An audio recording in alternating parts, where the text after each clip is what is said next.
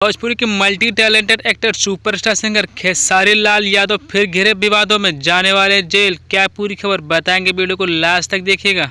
दोस्तों, global star के नाम से मशहूर भोजपुरी के दमदार एक्टर खेसारी लाल यादव की फिल्म का एक पुराना वीडियो वायरल हो रहा है, जिसमें एक मंदिर के गेट में दोस्तों लात मार के उसका गेट खोलते हैं, और जिसका वीडियो दोस्तों वायरल होने की वजह से दोस्तों मुख्यमंत्री तक इसकी शिकायत पहुंच गई है। दोस्तों, ये वीडियो उत्तर प्रदेश के गोरखपुर जिले के एक मंदिर की शूटिंग के दौरान का, जहां पर खेसारी लाल यादव शूटिंग के दौरान मंदिर के गेट पर लात मारते हैं।